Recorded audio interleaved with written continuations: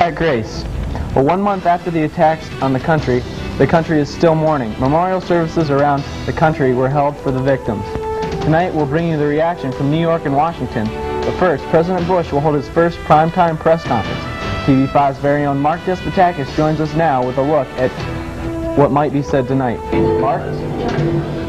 Thank you, Pat and Susan. We are here waiting for the press conference to begin. I'm watching right now. We should be expecting a live shot coming up from the White House any minute.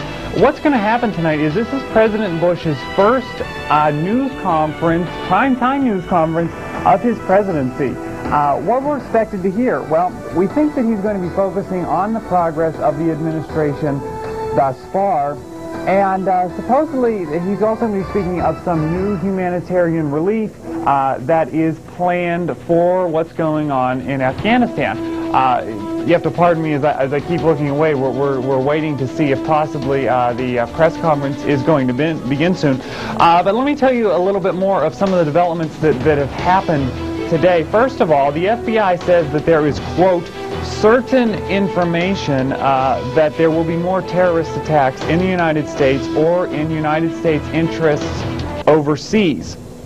And they have put America on alert, basically. Not that this country hasn't been on alert for some time, but are putting America on alert to be aware for any instances of terrorism. And they are saying that if you know of anything, that they're asking people to please go ahead and report any information to authorities. There's been some speculation that there could be some possible terrorist attacks related to what's going on, because tomorrow, now today is the 1 month anniversary of the attacks on the World Trade Center. Tomorrow is the anniversary of the attack on the USS Cole, which the name of Osama bin Laden has come up in that attack as well.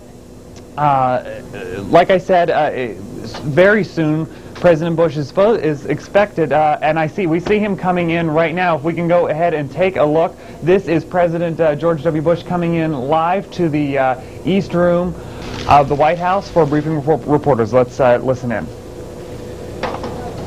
Good evening. I would like to report to the American people on the state of our war against terror, and then I'll be happy to take questions from the White House press corps. 1 month ago today, innocent citizens from more than 80 nations were attacked and killed without warning or provocation in an act that horrified not only every American, but every person of every faith and every nation who values human life. The attack took place on American soil, but it was an attack on the heart and soul of the civilized world. And the world has come together to fight a new and different war. The first, and we hope the only one, of the 21st century. A war against all those who seek to export terror, and a war against those governments that support or shelter them. We've accomplished a great deal in 1 month. Our staunch friends, Great Britain, our neighbors, Canada and Mexico, our NATO allies, our allies in Asia, Russia, and nations from every continent on the earth have offered help of one kind or of another, from military assistance to intelligence information to crack down on terrorist financial networks.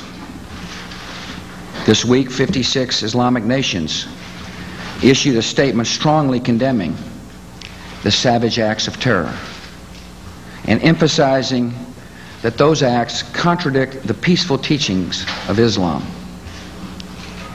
All is strong and united on the diplomatic front. The men and women of the United States military doing their duty with skill and success. We have ruined terrorist training camps, disrupted their communications, weakened the Taliban military, and destroyed most of their air defenses.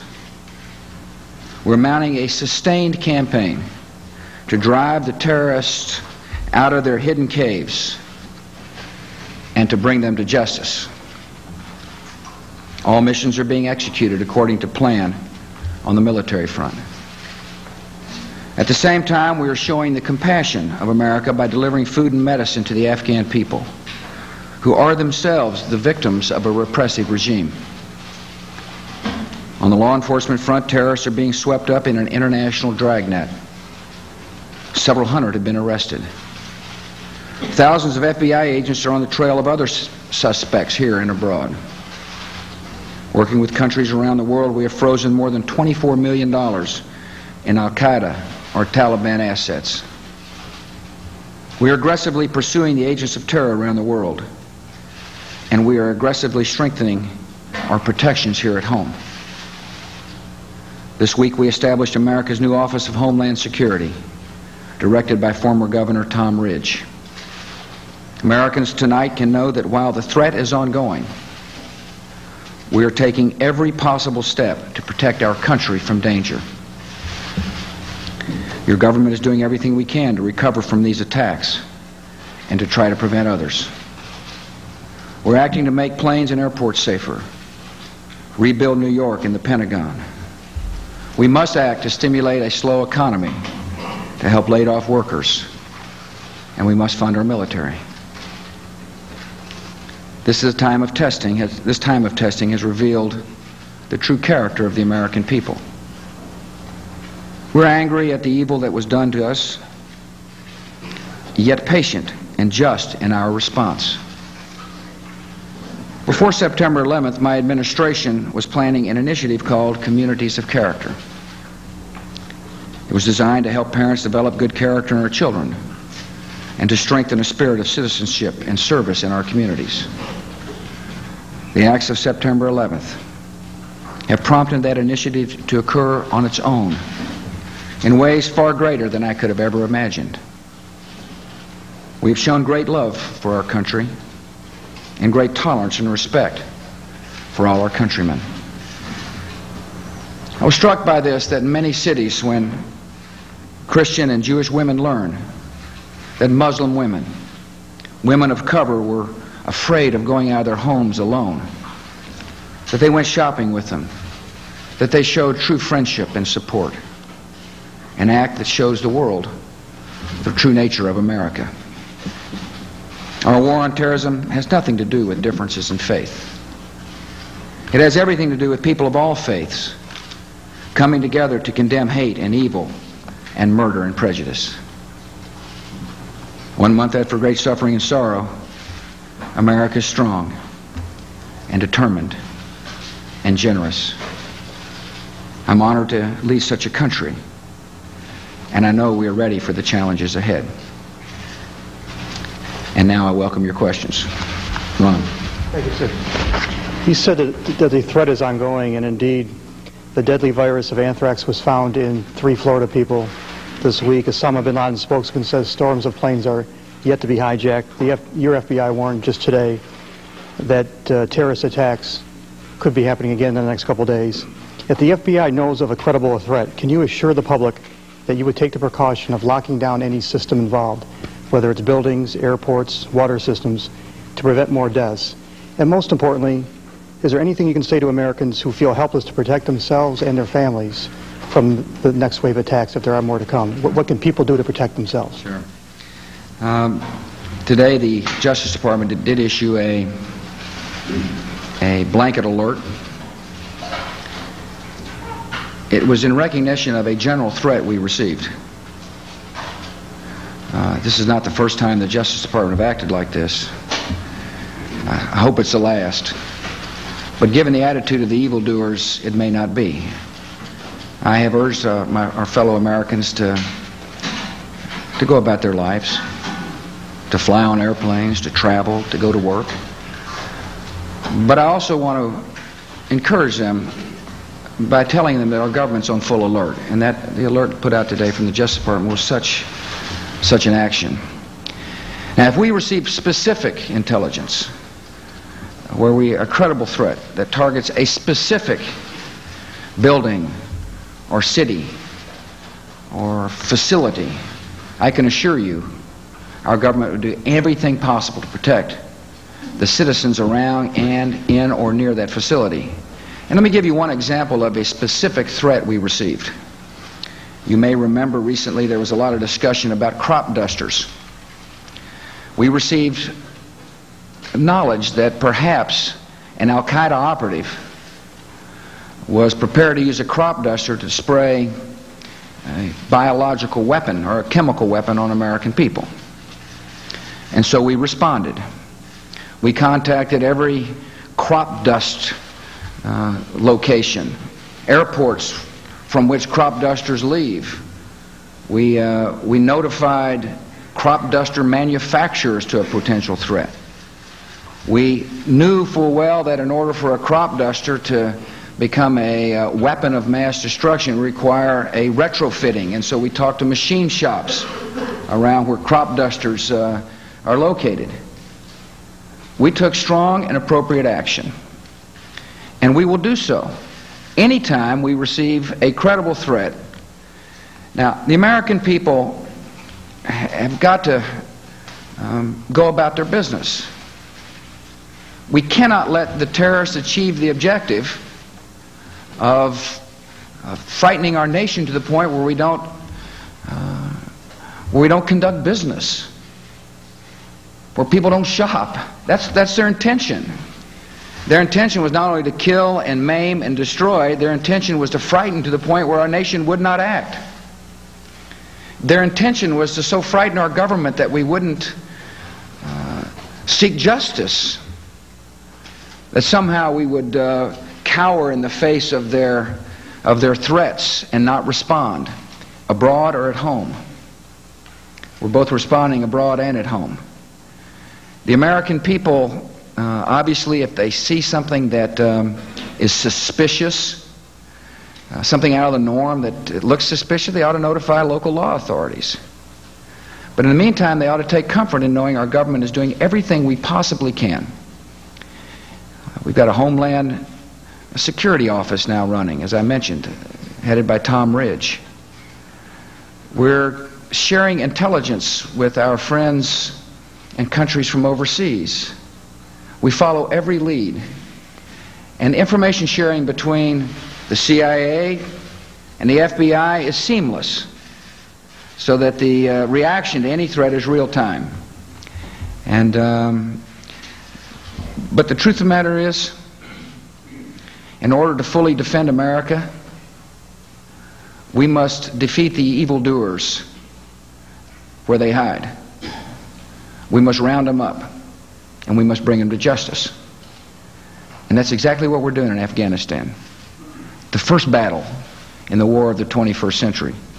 Steve. Yes, Mr. President, thank you. You've been careful to avoid saying how long the military strikes in Afghanistan might take place, but can you promise to say how long American forces, can you avoid being drawn into a Vietnam-like quagmire in Afghanistan? We learned some very important lessons in Vietnam. Perhaps the most important lesson that I learned is that you cannot fight a guerrilla war with conventional forces. That's why I've explained to the American people that we're engaged in a different type of war. One, obviously, that we use conventional forces, but one in which we've got to fight on all fronts. I remember saying to you all that the first shot in the war was when we started cutting off their money, because an Al-Qaeda organization can't function without money. And we're continuing our efforts to reach out to willing nations to disrupt and seize assets of the Al-Qaeda organization. We're in the process of rounding up Al-Qaeda members around the world. There are Al-Qaeda organizations in roughly 68 countries, and over 200 have now been apprehended. And every time I talk to a world leader, I urge them to continue finding the Al-Qaeda representatives and bring them to justice. As far as the use of conventional forces, we've got a clear plan. And it's to say to the host government that you have been given your chance. By the way, I gave them ample opportunity to turn over Al-Qaeda.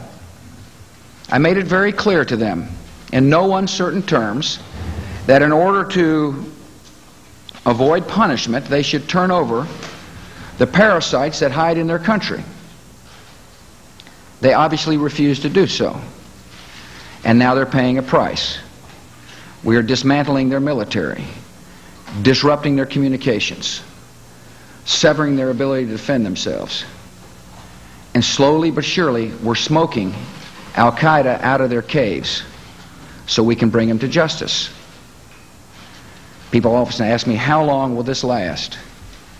This particular battlefront will last as long as it takes to bring Al-Qaeda to justice. It may happen tomorrow. It may happen a month from now. It may take a year or two. But we will prevail. And what the American people need to know is what our allies know. I am determined to stay the course. And we must do so. We must do so. We must rid the world of terror so our children and grandchildren can grow up in freedom. It is essential. It is now our time to act. And I'm proud to lead a country that understands that.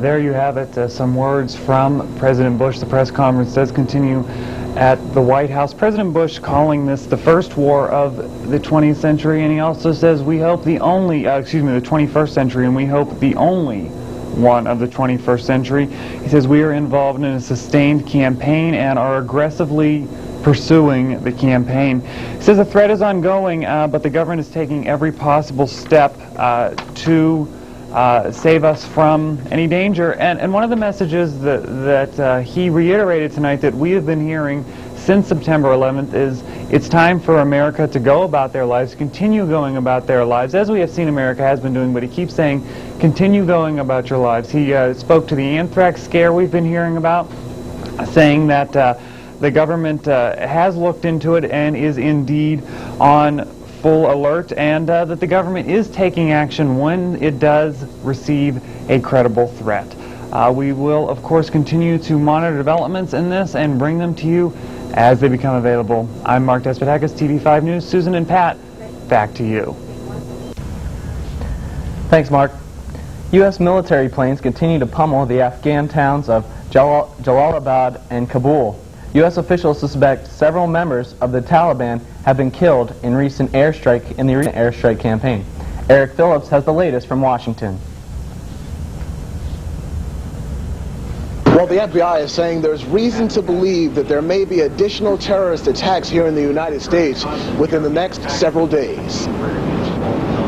Fighter jets struck the airport in Afghanistan's capital city of Kabul during daylight raids Thursday.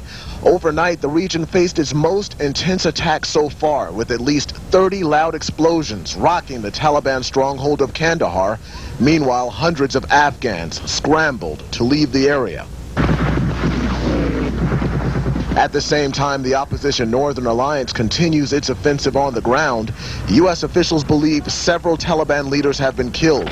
The Taliban insists scores of innocent people have perished.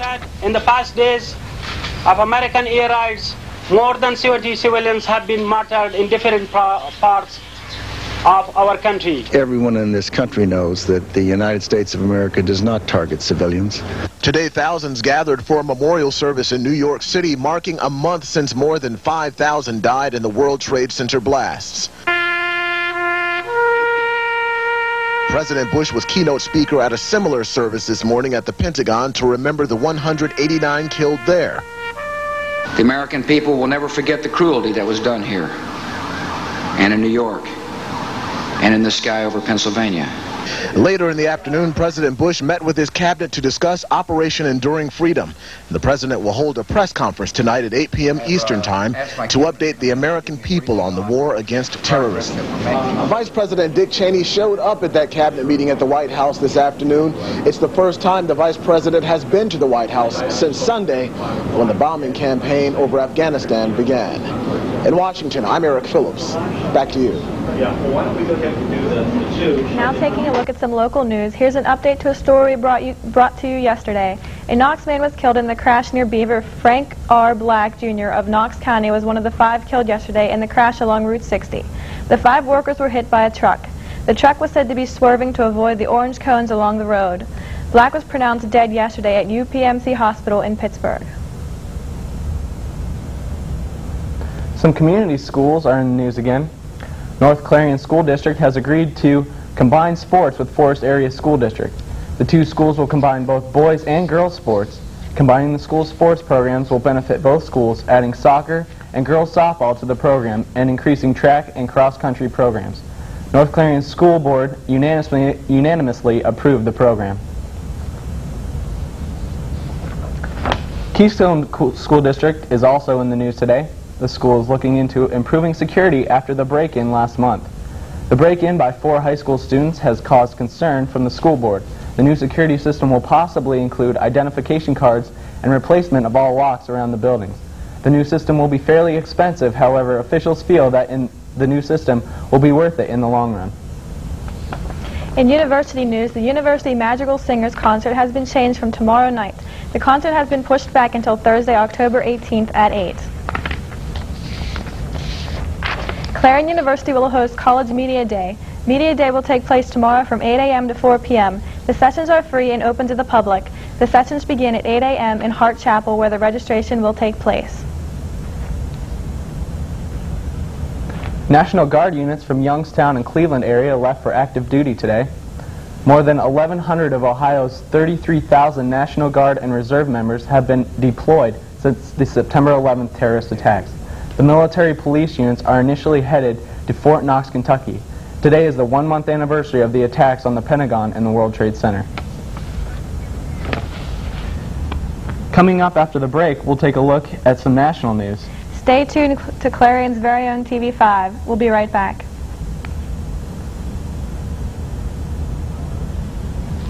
This portion of the programming was made possible through a grant by Fox's Pizza Den. Fox's Pizza Den is located on Old Route 66 in Clarion and offers all-day delivery. Phone 226-5555. That's 226-5555. Fox's Pizza Den is open 7 days a week for your convenience. Phone 226-5555. Wardrobe for some TV5 news anchors provided by Fashion Bug, located in the Clarion Mall. Whether you're looking for junior trendy, girls, or fashion for women, they have it all, with many different styles. Fashion Bug also offers wide selection of accessories. Fashion Bug is located in the Clarion Mall, just off of Exit 9 of Interstate 80. Open Monday through Saturday, 10 a.m. till 9 p.m., and Sunday from noon till 5. This portion of the program was made possible through a grant from Clarion Hospital. Clarion Hospital is located off of Exit 9 of Interstate 80. Clarion Hospital offers outpatient services, transitional care, as well as an emergency room open around the clock every day of the year. More than 400 employees and 80 physicians work to serve the community. Call the Clarion Hospital at 226-9500. Clarion Hospital, providing health care to Clarion County and surrounding communities since 1954. Do you want complete coverage of local, state, national, and international news as it happens? Then tune into Clarion's very own TV5 News Live for complete coverage of the Clarion area and our world. TV5 News crews join with crews from the world's news leaders, CNN, to provide complete coverage of the day's events. With advanced satellite capabilities, TV5 News can bring you the latest news as it happens. So tune in every Tuesday and Wednesday night for Clarion's very own TV5 News Live. This morning in Washington, the national leaders honored those lost in the attacks in a memorial service at the Pentagon. Here's a recap of the ceremony. Today we mourn our losses, but we should also celebrate the spirit of the heroes of 11 September, both the living and the dead, and the heroic spirit that remains at the core of our great nation.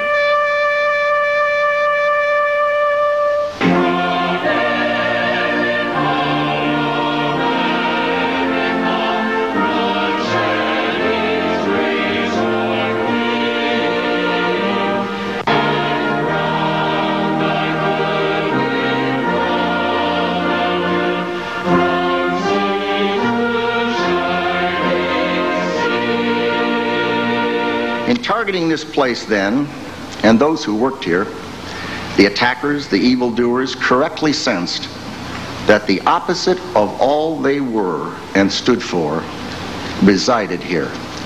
For out of this act of terror and the awakening it brings here and across the globe will surely come a victory over terrorism.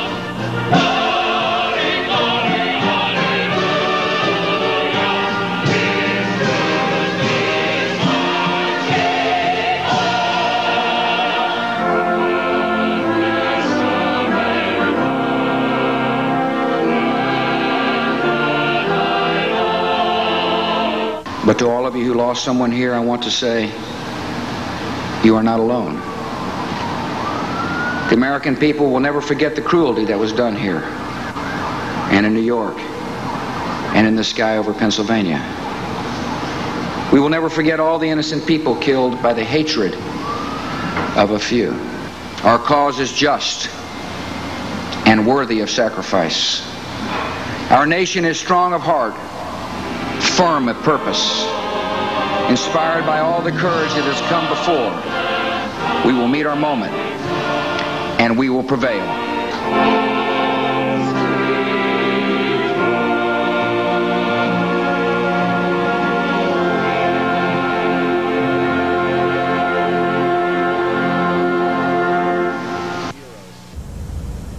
Heavy explosions rocked Kabul's airport in daylight raids on the capital. Detonations were heard east of Kabul near a military academy and artillery batteries, which had been targeted Wednesday night. The daylight strike in Kabul caught many by surprise. Residents have come to expect the strikes at night. Stay tuned to TV5. There's much more to come. Chris Portman will bring us the weekend weather forecast, and TV5's own Bill Reinhart will give us a look at Sports World. But first, here's a look at tonight's lottery numbers.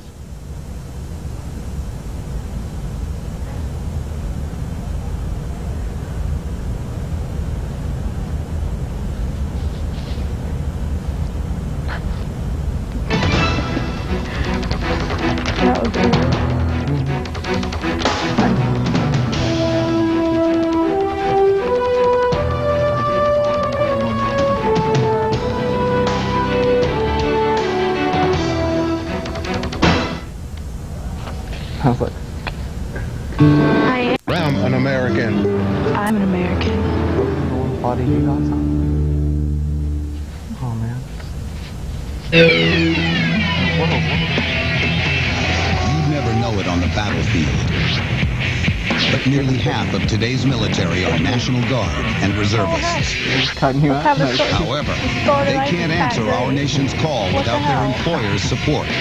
If you're an employer, visit esgr.org and find out how to do your part. After all, their response depends on yours. Go ahead. The tools needed to rebuild lives after a disaster aren't always hammers and nails. The tools needed to give warmth to the homeless, starved. When lives need rebuilding, the Salvation Army knows it takes tools that come from the heart. Donate online or call 1-800-SALARMY. Oh yeah, Sean Caleb has more in the investigation. Okay.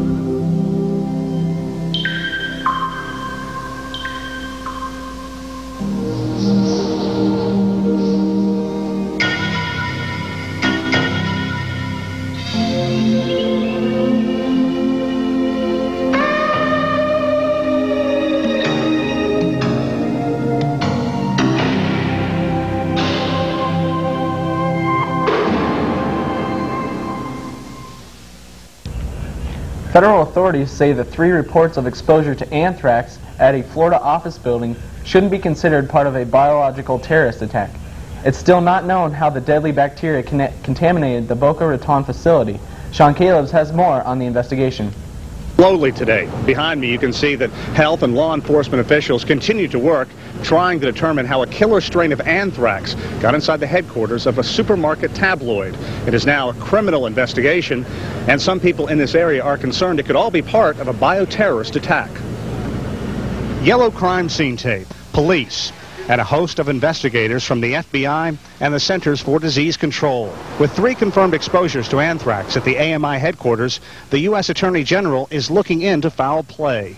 Obviously, anthrax is a very serious matter. Its presence would be very unusual in that setting, in a natural sort of way. So we are treating this as a criminal matter. But at this point, authorities say there's no reason to believe the exposure is part of a bioterrorist attack connected to the events from September 11th. One man, 63-year-old Robert Stevens, a photo editor for the tabloid operation, died from anthrax. 2 others at AMI, a 73-year-old man and a 35-year-old woman, were exposed to anthrax and are being treated with antibiotics and are expected to be fine. Richard Butler headed up the UN investigation of chemical weapons in Iraq and says he believes the anthrax strain in South Florida is man-made. My belief is that this didn't occur in nature, okay? That someone synthesized and made this. A person did it. Then the question becomes, who is that person? Sure. Was it a terrorist or just some loony out there? Early indications are the anthrax discovered here appears to be a strain first detected in Ames, Iowa in the 1950s. And although authorities say this appears to be an isolated incident, the question remains, how was anthrax introduced into the offices? And while officials continue to wrestle with that, a lab in Arizona is running tests trying to determine if the strain of anthrax is natural or man-made. In Boca Raton, Florida, I'm Sean Calebs. Now back to you. Chris Portman joins us now with a look at the weekend weather. Chris? Thank you. It was a pretty nice day today in Clarion and in most of western Pennsylvania. Towards the afternoon and mid-evening, though, the conditions changed. We saw a decrease in temperatures, an increase in winds, and we saw some rain showers. And that's pretty much what the situation is going to be like for the weekend. As you can see with our satellite image, that low-pressure system that's going to be moving through our area tonight into tomorrow morning and through most of the weekend, it's going to basically be sitting over our area. It's not going to bring cooler temperatures. Temperatures will stay in the mid-60s, but we will see rainstorms through most of the weekend. And perhaps once it moves through our area, we'll see sunny skies. If you take a look at our national map, again, you can see that low-pressure system, 2 of the low-pressure systems that are slowly going to be moving through our area and then pretty much staying stationary through Saturday and Sunday. But then in the west, you can see a high-pressure system that will slowly move through our area. And when that moves through our area, we'll see an increase in sunlight.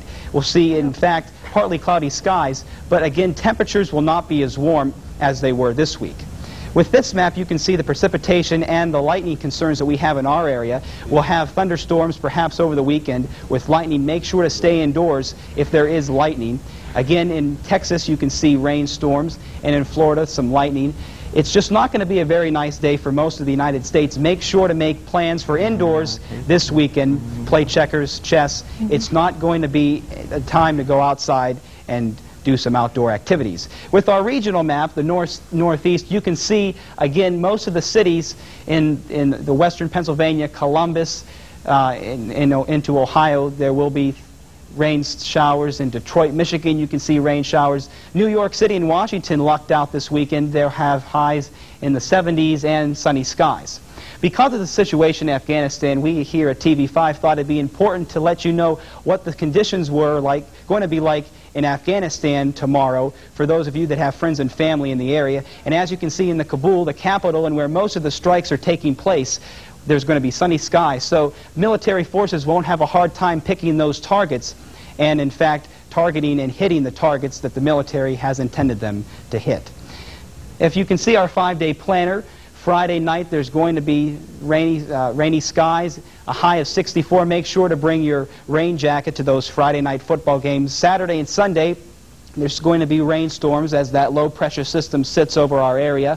And then once the low pressure system moves through on Monday, that high pressure system we had talked about will bring the temperatures down, but we'll see an increase in sunshine, partly cloudy skies Monday and Tuesday, highs in the mid-50s. And that's your weather for TV5. Back to you. Stay tuned. Sports is up next. But first, here's a look at tonight's stocks.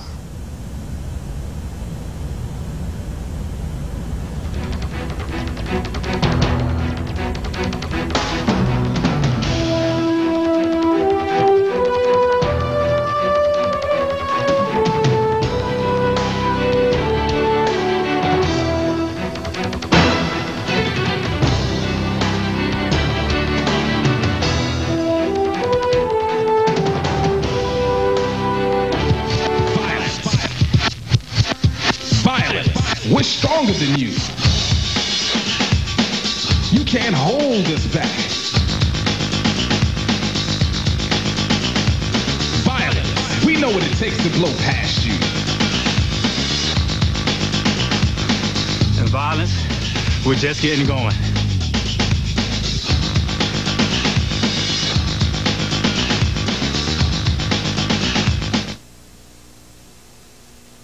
On September 11th, America faced terrorist attacks of the worst kind.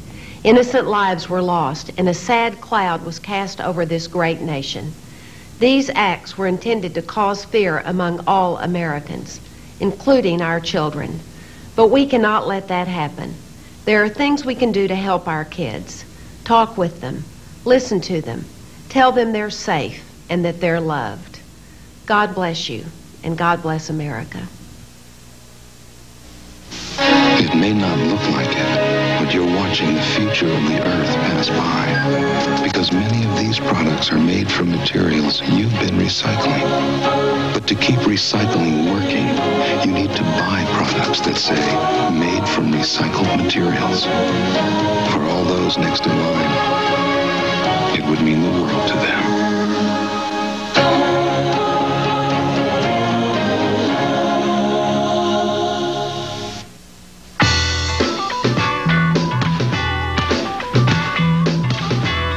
Take Simmons. Yeah. Give me Jones. Anderson. Smith. Lightfoot. Bishop. Hernandez. Swifka. Harris. Lavenger. Peavy. Yes. In the game of life, you've got a much better chance at getting picked for a cool job with great pay if you take algebra, geometry, and calculus. You need to know how math can improve your future. Demand it. Call NACME. We'll tell you. Welcome back. In hockey action last night, the Pittsburgh Penguins hosted the New York Islanders. The Penguins had put on their best showing of offense so far in last night's game, with 2 goals from Marty Straka and a goal by Robert Lang. Although the Penguins outshot the Islanders, it was the Pens that fell short in the third period, losing 6-3. The Penguins' record is now set at 0-3. The team has not lost its first 3 games of the season since the 1983-1984 season, and last year they had never lost 3 games in a row. Last night in the Washington Capitals game, once Penguin Jaromir Jagr left the game early due to a groin injury, and the Capitals trainer said that he is day-to-day and they don't know when he's going to return back. This is just after the Caps signed Jagr to a new deal worth $60 million that will extend to the year 2008.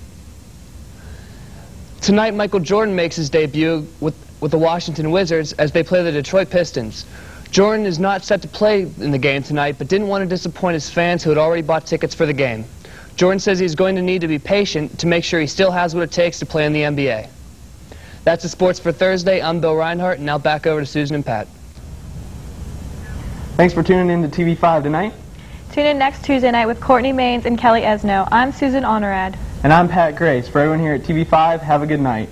And we're going to leave you with some footage of President Bush still speaking at the White House. If you'd like to hear more, just tune in to CNN.